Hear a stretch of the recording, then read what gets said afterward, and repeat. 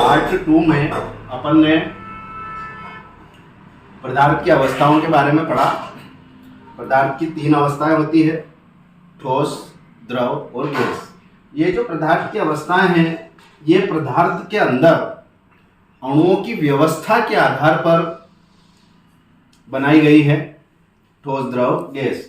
मतलब यह है कि ठोस में जो कण है बहुत पास पास होते हैं, उनके बीच में अंतराण्विक आकर्षण बल बहुत अधिक होता है। द्रव में कण ठोस की अपेक्षा थोड़े दूर दूर होते हैं, उनमें अंतराण्विक आकर्षण बल मतलब अणुओं के बीच में लगने वाला आकर्षण बल ठोस की अपेक्षा कम होता है। और गैस में जो अणु होते हैं वो बहुत अधिक दूर दूर होते हैं और उनमें आकर्षण बल न के बराबर होता है। तो अब यह है कि तापमान परिवर्तन का पदार्थ की अवस्था पर क्या प्रभाव पड़ता है। ये जो तीनों अवस्थाएं हैं, ठोस, द्रव व गैस, ये जो 3 अवस्था है, ठोस, द्रव और गैस, इन तीनों अवस्थाओं पर तापमान का क्या प्रभाव पड़ता है। मतलब जब अपन तापमान बदलते हैं, ठोस है, मान लो कोई वस्तु ठोस है, उसका अपन ताप बदल देते हैं तो उसकी अवस्था पर क्या प्रभाव पड़ेगा। कोई वस्तु अगर द्रव है, उस पर उसका अगर तापमान बदल देंगे तो उसकी अवस्था पर क्या प्रभाव पड़ेगा। और गैस की अवस्था पर तापमान परिवर्तन का यानी तापमान बदलने का क्या प्रभाव पड़ेगा। तो अपन देखते हैं ठोस वस्तु का अपन ताप बदलते हैं। आप सब बर्फ से परिचित होंगे, है ना। जल जो है तीनों अवस्थाओं में पाया जाता है, ठोस अवस्था में पाया जाता है, द्रव अवस्था में पाया जाता है और गैस अवस्था में पाया जाता है। जल जब ठोस रहता है तो उसे अपन बर्फ कहते हैं। इसमें अपन ने बर्फ ली। अब बर्फ का ताप कितना है, 0 डिग्री सेंटीग्रेड। कितना है, 0 डिग्री सेंटीग्रेड। अब इस बर्फ का ताप अपन धीरे धीरे बढ़ाते हैं।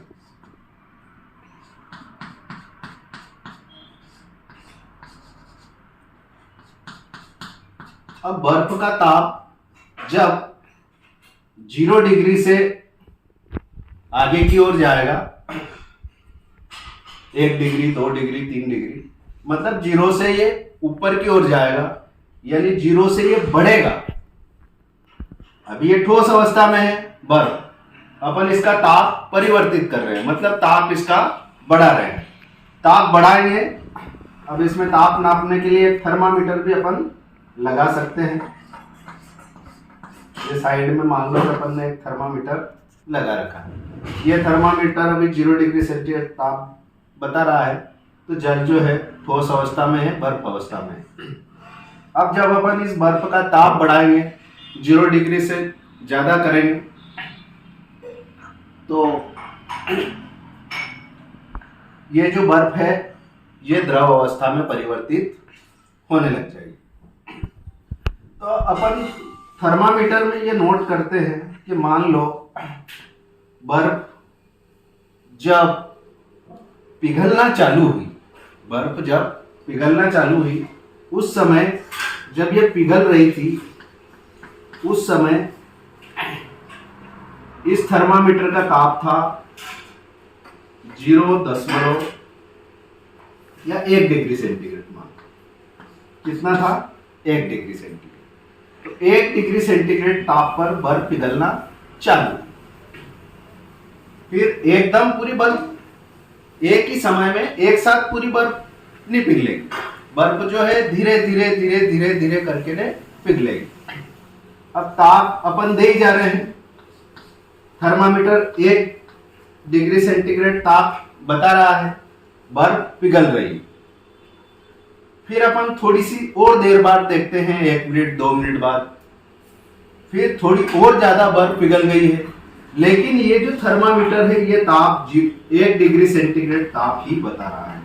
मतलब नीचे से उष्मा मिल रही है, नीचे से तो लगातार उष्मा मिल रही है, लगातार ताप मिल रहा है, लेकिन इस बर्फ का जो है टेम्परेचर चेंज, ताप चेंज नहीं हो रहा है, वो 1 डिग्री सेंटीग्रेड ही रहता है। ये मान लो पूरी बर्फ पिघलने में 10 मिनट लगते हैं। कितने मिनट लगते हैं? 10 मिनट। 10 मिनट तक ही 1 डिग्री सेंटीग्रेड ताप रहेगा। क्यों रहेगा इसको भी अपन देखेंगे। फिर ये 10 मिनट बाद पूरी बर्फ पिघल जाएगी। पूरी बर्फ पिघलने के बाद फिर अपन अगर और उष्मा देंगे, धीरे धीरे उष्मा देते जाएंगे, अब ये जो ताप है ये चेंज होने लग जाएगा। फिर मान लो ये फिर 10 डिग्री हुआ, 15 डिग्री हुआ, 20, 25, 30, फिर बढ़ता बढ़ता बढ़ता ये 100 डिग्री सेंटीग्रेड होगा। 100 डिग्री सेंटीग्रेड पर जो पानी है वो उबलने लग जाएगा। फिर जो पानी है क्या होने लग जाएगा? उबलने लग जाएगा। कितने डिग्री सेंटीग्रेड ताप पर? 100 डिग्री सेंटीग्रेड ताप पर। 0 डिग्री सेंटीग्रेड पर बर्फ रूप में था, 100 डिग्री सेंटीग्रेड ताप पर जल जो है उबलने लग जाएगा, और उबलकर ये जो जल है ये वाष्प में परिवर्तित होने लग जाएगा। काहे परिवर्तित होने लग जाएगा? वाष्प में परिवर्तित होने। कितने डिग्री पर? 100 डिग्री सेंटीग्रेड। मतलब यहाँ जल की जो है अपन ने तीनों अवस्थाएं देखी। कब? जब अपन ताप को बढ़ाते गए तो जल की तीनों अवस्थाएं हम ताप बढ़ाकर प्राप्त कर सकते हैं। यानी जब अपन पदार्थ का ताप बढ़ाते हैं तो पदार्थ की अवस्थाएं बदल जाती है। किसी पदार्थ का यदि अपन ताप कम करेंगे तो भी अवस्था चेंज हो सकती है, होगी, और किसी पदार्थ का अपन ताप बढ़ाएंगे तो अवस्था में परिवर्तन होगा। मतलब यह है कि ताप परिवर्तन के द्वारा अपन पदार्थ की अवस्थाएं बदल सकते हैं। अब अपन इसको वापस देखते हैं। फिर यह है कि अवस्था के परिवर्तन से, अवस्था परिवर्तन कर दिया अपन ने ताप बढ़ाकर। फिर यहां दूसरा टॉपिक है, अवस्था के परिवर्तन से पदार्थ के कणों पर क्या प्रभाव पड़ता है। जब अवस्था परिवर्तित होती है तब पदार्थ के कणों पर क्या प्रभाव पड़ता है। मान लो जब ये बर्फ जल में परिवर्तित हो रही थी, उस समय उस बर्फ के अंदर जो कण हैं, उन कणों पर तापमान परिवर्तन का क्या प्रभाव पड़ा। ये जो बर्फ है वो जल में कैसे परिवर्तित हो गई ताप बदलने से। तो जैसे जैसे अपन बर्फ को ताप देते हैं तो बर्फ के अंदर जो पदार्थ के कण हैं, जो बर्फ के कण हैं, ठोस पदार्थ के कण हैं, उन कणों के जो बंध है, उन कणों के जो बंध है वो धीरे धीरे ढीले होने लग जाते हैं। यानी ताप बढ़ाने से पदार्थ के कण जो है कंपन करने लग जाते हैं। ताप बढ़ाने से पदार्थ के कण कंपन करने लग जाते हैं, और वो इतनी तेजी से कंपन करते हैं कि उनके अंदर, दो कणों के अंदर जो अंतराण्विक आकर्षण बल है, जो अंतराण्विक आकर्षण बंध है, वो बंध टूट जाता है, और उस उष्मा के कारण, और बंध टूटने के बाद ये जो कण है ठोस पदार्थ के, ये गति करने लग जाते हैं। क्या करने लग जाते? गति क्यों करते हैं? क्योंकि अपन ने पदार्थ के कणों को उष्मा दी है। जब भी किसी पदार्थ के कण को अपन उष्मा देंगे, पदार्थ के कण की गतिज ऊर्जा बढ़ जाएगी। पदार्थ के कण की गतिज ऊर्जा बढ़ जाएगी। क्या हुआ?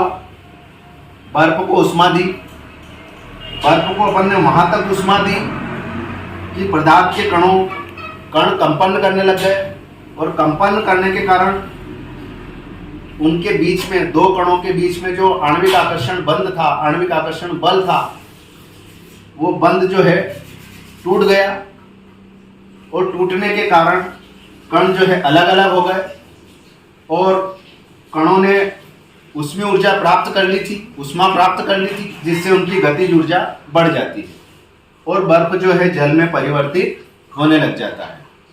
और धीरे धीरे अपन उन कणों को उष्मा देते जाएंगे तो वो उन कणों की गतिज ऊर्जा बहुत ज़्यादा बढ़ जाएगी। जब 100 डिग्री सेंटीग्रेड ताप होगा तो जो कण है वो फिर वाष्प में बदलने लग जाएंगे और वाष्प रूप में वो तेजी से गति करेंगे और चारों ओर फैलने लग जाएंगे। अब इसमें एक समय ऐसा भी आया था कि बर्फ का ताप नहीं बदल रहा। मान लो बर्फ पिघलना चालू हुई थी 1 डिग्री सेंटीग्रेड, कहां पर 1 डिग्री सेंटीग्रेड ताप पर बर्फ पिघलना चालू हुई थी और अपन ने 10 मिनट तक देखा तो 10 मिनट तक बर्फ का जो ताप है वो 1 डिग्री सेंटीग्रेड ही था। तो 10 मिनट तक ये उष्मा कहां गई? जब अपन बीकर को उष्मा देते जा रहे हैं तो वो उष्मा 10 मिनट तक कहां गई, कहां खर्च हुई? तो उस उष्मा को अपन कहते हैं गुप्त उष्मा। कौन सी उष्मा कहते हैं? गुप्त उष्मा या छिपी हुई उष्मा। तो वो उष्मा पदार्थ के अवस्था परिवर्तन में खर्च हुई। कहां खर्च हुई? जब तक पदार्थ पूरे ठोस से द्रव रूप में परिवर्तित नहीं होता है तब तक वो उष्मा जो है उष्मा परिवर्तन में खर्च होती है। तब तक वो उष्मा पदार्थ की अवस्था परिवर्तन में खर्च होती है, जिसके कारण जो है पदार्थ का ताप नहीं बढ़ता है और वो उस थर्मामीटर में नापने में नहीं आती है, वो छुपी हुई रहती है, इसलिए उसको गुप्त उष्मा कहते हैं। पदार्थ के अवस्था परिवर्तन में खर्च होने वाली उष्मा को अपन गुप्त उष्मा कहते हैं। और जिस ताप पर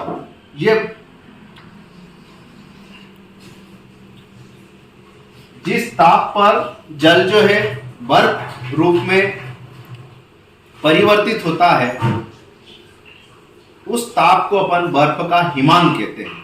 0 डिग्री सेंटीग्रेड ताप पर जल जो है बर्फ रूप में परिवर्तित होता है, तो 0 डिग्री सेंटीग्रेड ताप को अपन जल का हिमांक बिंदु कहते हैं। 0 डिग्री पर जल जो है बर्फ में बदल जाता है और 100 डिग्री सेंटीग्रेड ताप को अपन जल का क्वथनांक बिंदु कहते हैं। 100 डिग्री सेंटीग्रेड ताप पर जल जो है वाष्प में बदलने लग जाता है